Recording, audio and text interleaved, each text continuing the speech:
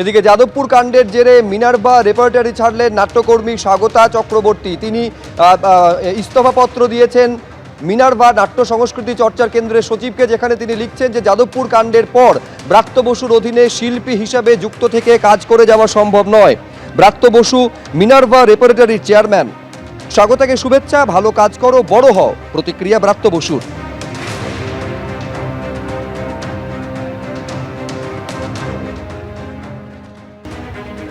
আমি এবার আপনাদের সামনে রাখবো সেদিন, অর্থাৎ এসএফআই এর ডাকে যখন ধর্মঘট চলছিল, সেই ধর্মঘটের দিন বিদ্যাসাগর বিশ্ববিদ্যালয়ের সামনে কি ঘটেছিল, যার পর পুলিশি ধরপাকড় এবং তারপর থানায় নিয়ে গিয়ে পুলিশি বর্বরতার অভিযোগ করছেন। সেদিনের ছবি দেখছেন আপনারা, দেখুন।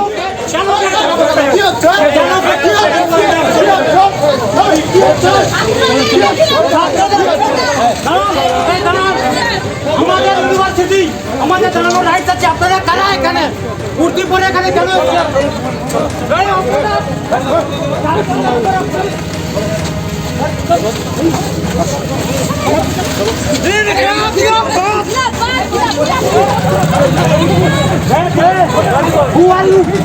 আমার ইউনিভার্সিটি আমি জানাবো। আপনি কে?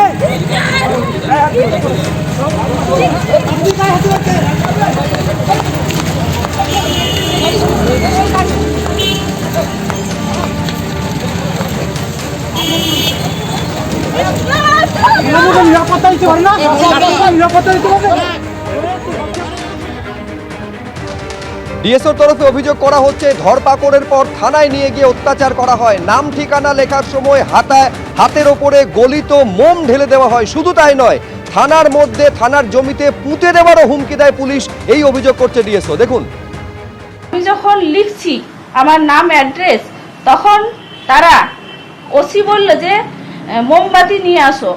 মোমবাতি তারা নিয়ে এসে সেটাকে জ্বালিয়ে তখন সেই মোমবাতির জ্বলন্ত যে মোম সেটা আমার হাতে ঢেলে দেওয়া হয় এবং পায়ের বিভিন্ন জায়গায় ছেঁকা দেওয়া হয়। হাতের এই যে মোমবাতির মোম এখানে ঢেলে দেওয়া হয়েছে এবং এখানে ঢেলে দেওয়া হয়েছে, এখনো সেই চিহ্ন আছে। এইভাবে আঘাত